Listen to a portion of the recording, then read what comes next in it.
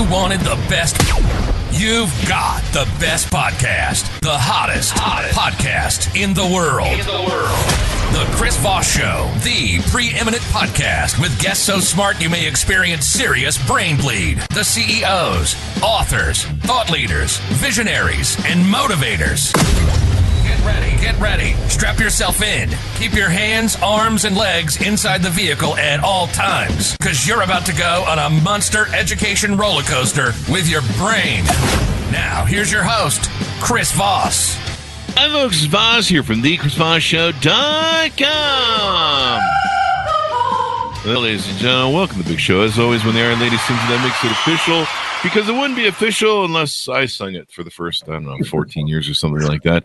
Welcome to 16 years of the Chris Voss Show, 2,500 episodes, and boy, am I tired already. You think I would be talked out after 25 episodes? You think my voice would be like, enough with this crap? But no, we're going to double it, triple it, quadruple it, and I'm getting tired now. Go to goodreads.com/Chris Voss and help sustain me. Refer your family, friends, and relatives at facebook.com/Chris Voss, linkedin.com/Chris Voss. All those other crazy places you can find the better-looking Chris Voss, as it were. The one that doesn't have as much of a resting bitch face.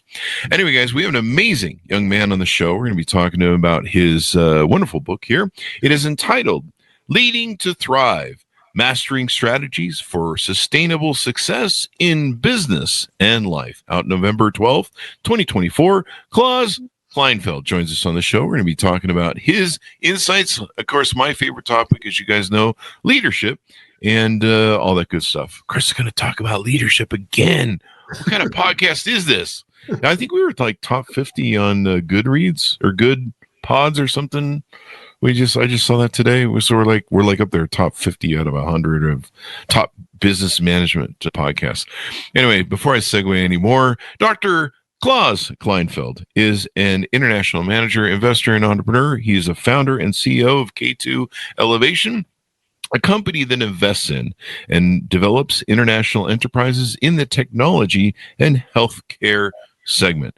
He's a co-owner of, let me see if I can get this right, Allergison USA, chairman of Conux and chairman of Fernride, a member of the supervisory boards of Brain Lab, Gray Orange, Faro Labs, as well as advisory partner at EMH Partners. From 2008 to 2017, he was the chairman and CEO of Alcoa Arconic. Previously, he had a 20-year career with Siemens, where he ended up serving as CEO of Siemens AG until 2007.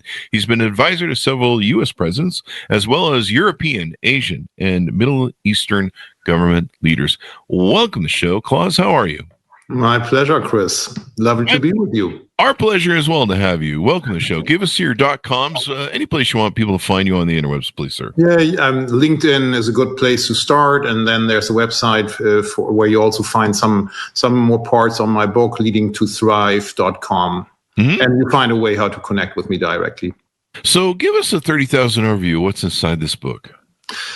Well, if you would have asked me 3 years ago, Klaus, will you ever write a book on leadership? I would have said the last thing I need is to sit more behind my desk, But what then happened is a couple of things happened. I saw a number also of young leaders actually struggle big time and almost get killed in the process of leading companies, bringing companies up.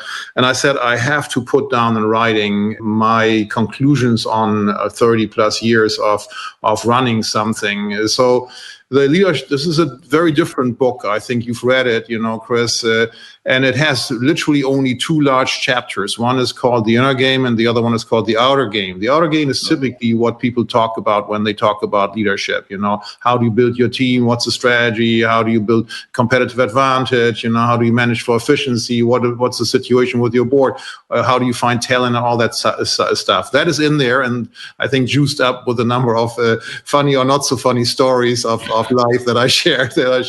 But I start with the inner game because my experience. And what is the inner game? The inner game is, how do you manage yourself? How do you get yourself energized every day in the game? Show your best game. Lead people, bring people together. Because I've seen that many people, including myself at a younger age, were not having the right frame of how to do it.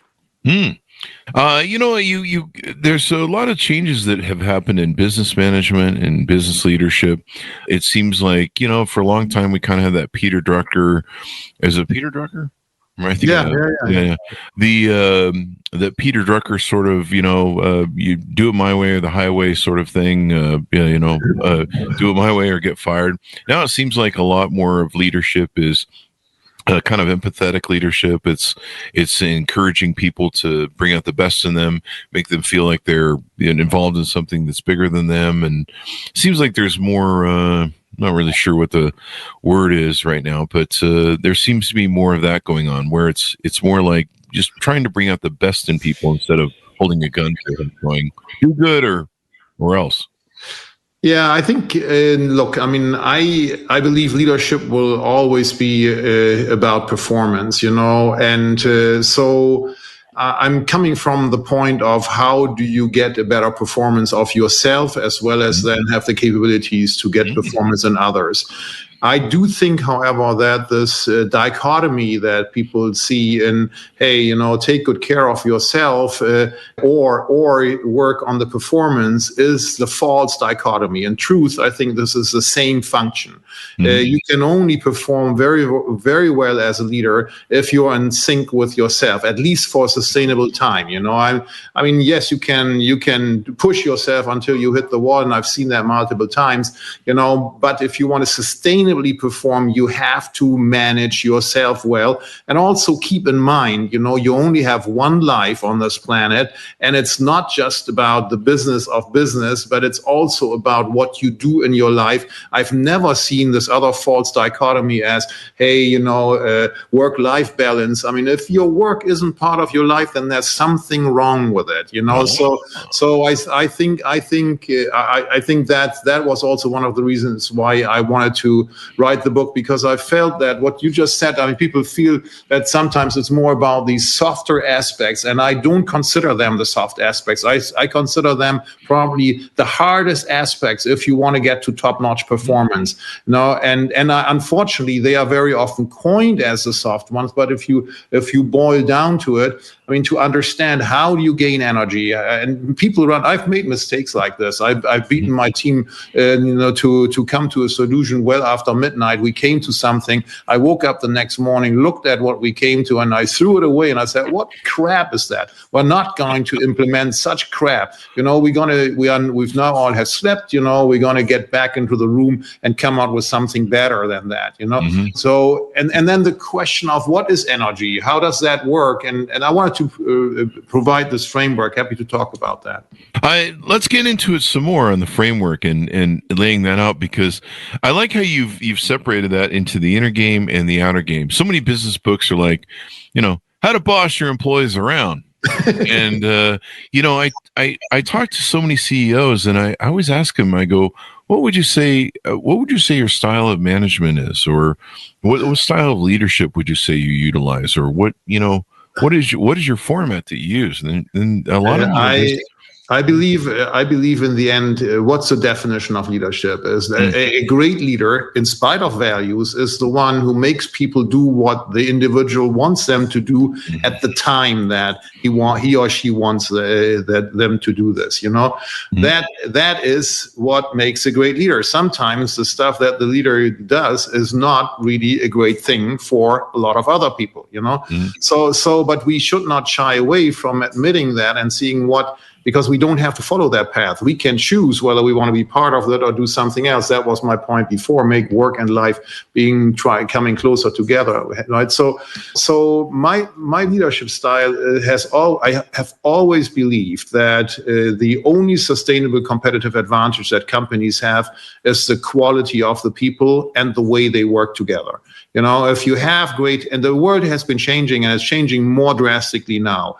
If you think that you can form a detailed strategy that captures what happens every day, wake up. The reality is not like that. You have almost like you're on a flight to Tokyo. I'm saying Tokyo because I've been there a number of times just in the last weeks. A flight to Tokyo from New York, 14 hours. 14 hours. I mean, the plane is off course 90% of the time, but the course is set Tokyo. So the North Star is clear, and it lands actually in this case not only on time but a little earlier. The Japanese, they're great on this, but during this time, and you have winds coming in, you have to change altitude because of weather conditions, and all of this happens, Yes, but the true north never goes away, So, and in the end, I do believe also that I have to look for talent, get the right people on board, and form a high performance team. And hopefully have everybody understand what it takes to have sustainable performance, and build your own energy level highly up. Yeah. And the energy level and the insight game that you talk about is, I think, really important. When you're not straight with yourself, it's really hard to do what you do. And then you also mentioned too, if you don't really love what you do, it's hard to deal with it and do well. For most of my, we've talked about this before on the show. For most of my life, I didn't do any work that I really had a purpose for and enjoyed. I was just an investor going, whatever. And people would come into me and they'd be like, "Oh, it's so great that you do what you love," and had multiple companies. And I'm like, sometimes I just feel like I got stabbed in the heart. I'm like, I don't love any of this. I hate this. I'm just doing it for the money, and I'm the CEO, and and I'm doing it for the investment of it, but I really don't like doing any of this. Like, I hate this business. That must be where the vodka came from. And, that probably speaks to your energy level and taking care of your body and your health. I imagine you get into that in the book. So let's get to the energy frame, So first of all, let's say it's not about time management, it's about energy management. Because in the end, as I've been pushing for something and basically being burned out, it doesn't get to the right results. The energy, you wake up in the morning, hopefully you're relatively refreshed, you have decent energy. So what are the four sources? There are only four sources of energy that a human has, So the first one you touched on is physical. What is physical? You have to work out, move your body, eat well, hydrate, sleep, and kind of keep yourself and eat well, So that's reasonably well understood. The second level of energy is basically, I split it into body, mind, and soul. So that's on the mind side. I split it into emotional and mental. The emotional side, that's already where the problem starts. Many people don't understand. They basically think the emotional side they cannot control. And truth of the matter, all good leaders control their emotional energy by not letting other people drain them.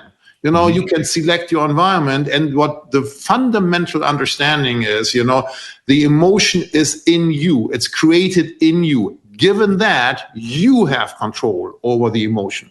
So you can train yourself that you do not allow certain people to trigger you, and there are a couple of tricks how you do that. Breathing is one, just simply not paying attention is another, Then the other thing that's not understood on the biggest emotional energy level is love. The biggest at all of mankind is love, So many people tell me, yeah, but I mean, if I have a love crisis, I can't control it. But what people don't understand is that you can create a loving feeling for you if you show gratitude. If you show gratitude, it instantly gives you an emotional gratification. So there are a number of those tricks around. So that's emotional energy. Mental energy is even easier. Mental energy is this: what do you focus on? I mean, in today's media world, in the past we were used that there's one news probably every week. Today we have 5 or 10, whatever, and you can't even catch up with this. And you kind of like, But the question is, what do you focus on? And I always tell the story to make it clear of this old shoemaker who has 2 sons, and he wants to pass his business on. He doesn't know which sons to give it to. And he sends the one son to the east coast of Africa, the other one to the west coast. The one on the east coast sends a note back and says, "Father, I have very bad news. There's no market here. Everybody goes barefoot." The other one sends a note back and says, "Father, send me as many shoes as you can get your hands on. The market here is endless. Everybody goes barefoot."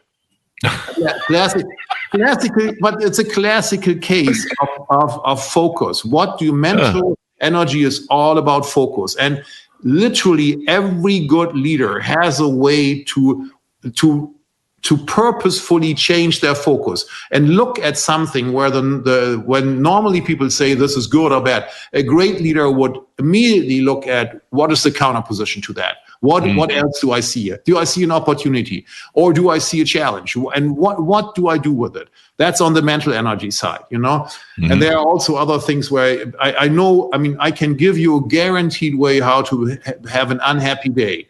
The unhappy day goes like this. You use the element of stacking. Now, the sun is shining here in New York today. I'm looking out my window here. Beautiful late afternoon here. But the last days, it was gloomy, rainy, and cold. So you get out in the morning, it's dark. You say, oh, it's a dark day. The next thing that happens, your coffee doesn't taste as it's supposed to. Oh, my coffee is bad. The next thing is your spouse is going to say something wrong, or your dog is not going to wag the tail.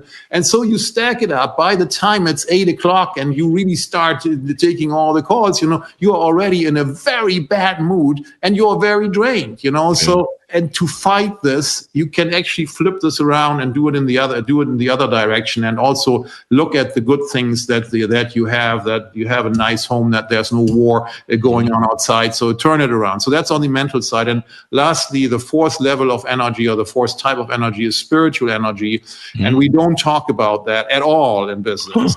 But in life, we need to talk about that, because it is an unbelievably powerful level of energy. And I think a lot of people today shy away from at least trying it out, and mm-hmm. they feel like, oh, this is a life's decision, and God knows, we don't know whether God knows, so, mm-hmm. And my take is, try it out for yourself, and I'm not agnostic to I would not recommend anything, but try out to get some connection to your spiritual energy. From own experience, I can say in my darkest times, this was what really helped me get through.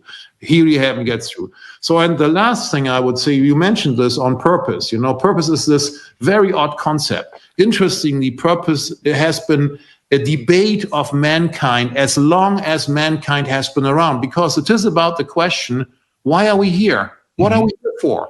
The ultimate question that everybody at certain points in time always asks, what am I doing? Why am I here for? And the most interesting thing is, purpose does to energy what a laser does to light. So it basically takes a laser takes light and condenses it, and then, makes it very, very strong force. Purpose is this thing that does the same thing to energy. A diffuse energy comes together. You wake up in the morning, you want to do these things, you want to achieve these things, and you say, my God, it's great. Another day, I don't mind whether it's dark outside. I get out, and I get moving. I have another day to work in this direction to achieve this in my life, Mm-hmm. That's what purpose does. And by the way, in most cases, people are looking for the one purpose. And it's not, in my view, not the one purpose. You have multiple roles in life. You might be a father, you have a business or multiple businesses, and you have different things different per piece, so to say, that you want to achieve, But look for it, reflect on it, and find it, because it literally powers you through. So that's basically around the energy.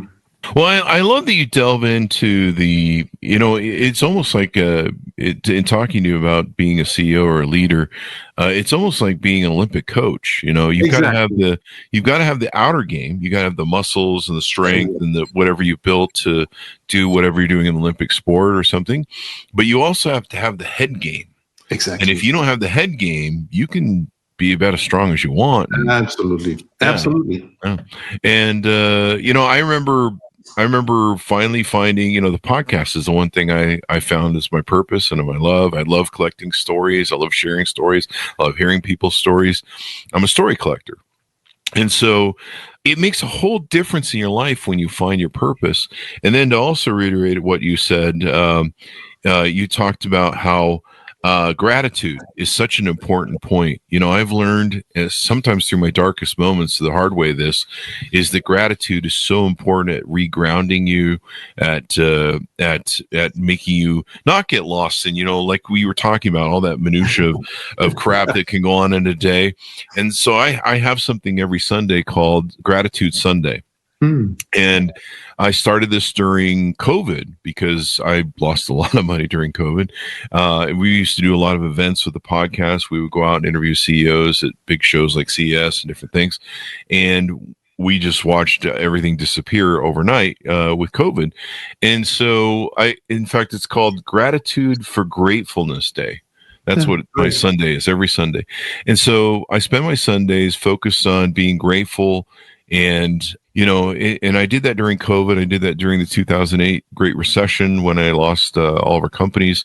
And I just found that by sitting down and going, what do I have what are my assets? What do I have?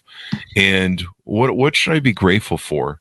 And it really helps recenter you and give you a foundation to work from, and also to help you realize that, your life isn't that bad off sometimes, Totally. I mean, I have a long chapter on purpose, because I feel that many people have thought about it, very smart people have thought about it. And I think I want to give a little guidance to what do other people think. But the one chapter that I always get chills off is the one is a study on what do people say on their last breath, on their deathbed, right? And it is really shocking, Nobody there says, I wish I had spent more time behind my desk or in the office. There's not one single person that says that. One, that's important to note, even for CEOs, or maybe even more for CEOs, so, but what they do say is things like, I wish I had allowed myself to be happier. And that sentence alone, has a lot of wisdom in there, because on their last breath, they suddenly realize that happiness and the emotion is in themselves, not from the outside. It's in themselves. You don't want to wait until the last day. And the other one that also I get chills from is, it goes something like this. I wish I hadn't listened so much to what others want and had allowed myself to be more me, but the implication of that is a little bit more complicated, because a lot of people avoid this internal debate with, what are the voices in my head? Who am I? Because a lot of times, we have these things that go on, the body, the mind gives you some stuff all the time. It's hopping around. There are gazillions of monkeys. Some of these monkeys are not yours. And I think it's a really worthwhile exercise to sort out, this thought, that's an interesting thought, is this really a thought that I believe in, or has somebody kind of viciously put that in my mind? It might be parents, it might have been a teacher, it might have been a friend, and you somehow, it crept in. And it wasn't helpful. It actually probably held you away, or made you fearful of certain things. I think that's an exercise that what I would very, very much recommend to everybody. Just establish this. I call it the pilot in the head, so to say. And when you have these thoughts coming up, and say, is this really me? Is this my thought? Is this really me? So, well, I have about 6 voices in my head. One says kill, kill, kill. The judge says I can't use that anymore, but it's a callback joke on the show. But I get one of my 6 ankle bracelets off next week, so that's always good. I got a whole collection off the leg. I should do a picture of that on ChatGPT and make me a thing. I love that. I just like that joke. I don't know why. Anyway. When you walk around, you clank. That would be funny as hell. I gotta make a picture of that. Chris Voss with 6 ankle bracelets on. But no, I like how it seems like a lot of the stuff you've talked about in the book and here today has an introspection value where you're advising leaders to be introspective. Like I say, I ask a lot of leaders, what's your leadership style? What's your functions that you utilize on a daily basis in your toolbox? And I don't know. I've just been, and they do obviously have some sort of successful mechanism that they're repeating. They're like a great basketball player, but they don't really. It's become so well practiced. They don't really think about it anymore. And then the problem is sometimes when that system doesn't work anymore, they start to fail and they're repeating the same failure mechanisms. They're like, why am I failing now when this used to work? Correct. Yeah. Correct. Yeah. So having that introspective is really good. What else should we talk about that we can tease out to get people to pick up the book? Look, I mean, one of the things that people struggle with very often is how do I build a great team? How do I find talent? How do I build a great team? I mean, let's probably start with talent. I mean, talent. I've always looked at talent from, I looked at it from a perspective of, I call it the T-shaped leadership model. And basically what I mean with the T-shaped is the T parts is the commonalities that are needed for leaders, which is communication skills, analytic skills, and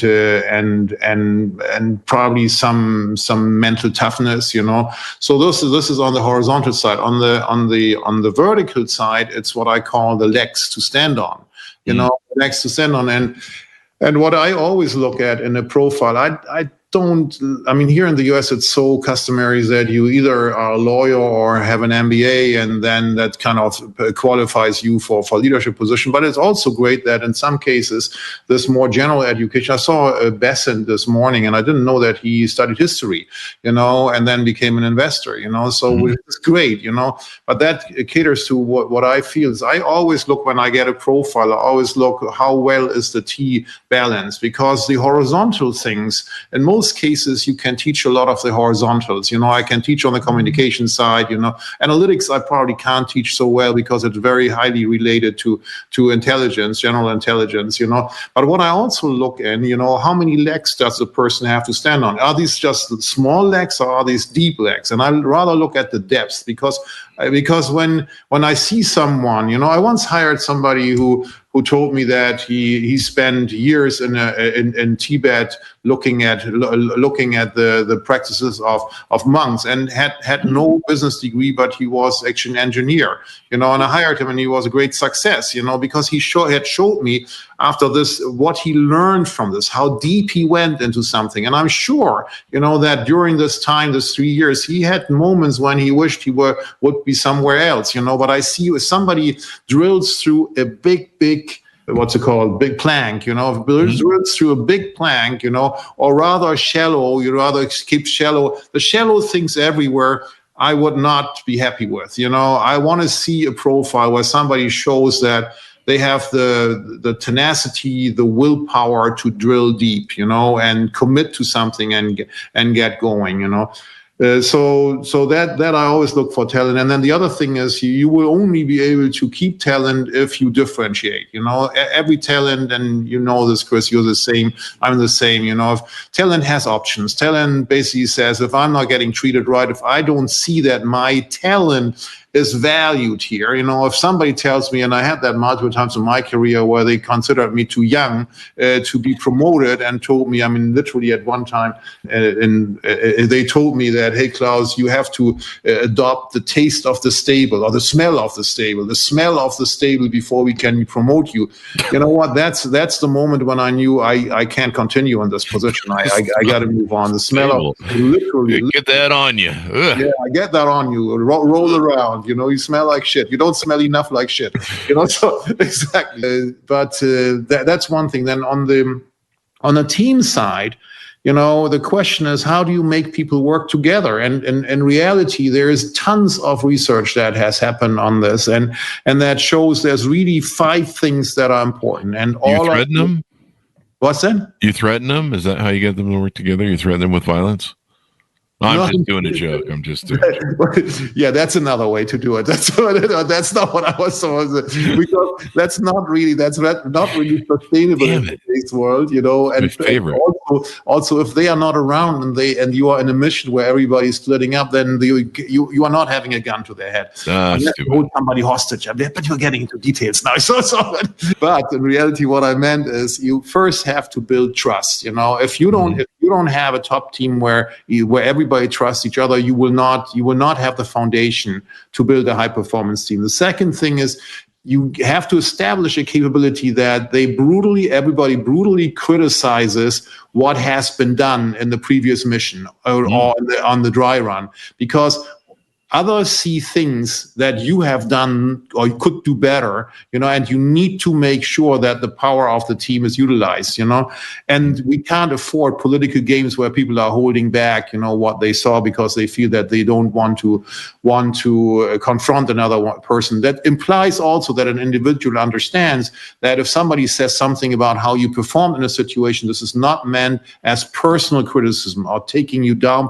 It's meant to increase the literal survival chance of the team, the success rate of the team. So that's the second, being able to have conflict. The third thing is commit, to basically say, I'm in it at the fullest. I'm in it with my whole thing. The fourth thing is accountable. Not only am I in it, but I know these are the things that I'm supposed to do here. I am accountable for that things getting done. No discussion, And the fifth thing, it sounds easy, is aligned around results. Interestingly, I've heard many, many times from leaders that they complain, my team is not really doing the things that I want them to do. And then when I ask them, so do you tell them what exactly you want to achieve? And I get a gobbled answer of 15 KPIs. Nobody can follow 15 KPIs. You have to basically be clear. How many are there? Maximum 3 probably, But then when you ask, gets worse. When you ask the team members, they don't even know. I mean, what is the critical one in a situation where you have to decide? Let's say, is it growth? Is it cash? Is it profitability? What is it? You have to be crystal clear, like in sports where it's clear what scores the point. That's what we need to do. And so those 5 things: trust, conflict, commitment, accountability, and be clear on results. That's the magic literally on all high performance teams. Building good teams, getting your life balanced together, getting your health together and stuff. I mean, it's everything. If you're not performing on the inside well, you're not going to perform on the outside well, which is Yeah, that's very true. So as we go out, Klaus, give people a final pitch out to pick up your book and any .coms where you want them to find you on the interwebs. And they will find the book on Amazon, Leading to Thrive. They will find it also in various versions, from Kindle to Audible, from hardcover to paperback, and hope that you will enjoy it. And actually, the holidays are coming up. It's a nice gift. Get that, Chris. I just realized we're almost at Christmas. We start usually saying that about this. I'm thinking gratitude. Thanksgiving. Oh, Thanksgiving too. Yeah. Give it to your family at Thanksgiving, and then anybody you missed, give it to them for Christmas. So I just forgot. We usually about this year when we have authors on, then we go, hey, you should get that for Christmas and stuff. Exactly. But smarter books you can give. I always tell, I think we do this on the show every now and then. We say, here, refer the show to your family, friends, and relatives. I think in November we start saying that because, you're going to have to spend Thanksgiving dinner with them. So you want them to be smarter. So have them listen to the show. Well, thank you very much, Klaus. It's been wonderful and insightful to have you on the show. Thank you for coming by. Pleasure. Thank you very much, Chris, for having me. Thank you for coming. And thanks to our audience for tuning in. Order up his book wherever fine books are sold. Leading to Thrive, Mastering Strategies for Sustainable Success in Business and Life, out November 12th, 2024. Thanks for tuning in. Go to goodreads.com/Chris Voss for your family, friends, and relatives. Go and knock on some doors in your neighborhood and say, have you heard of the Chris Voss Show? You should subscribe.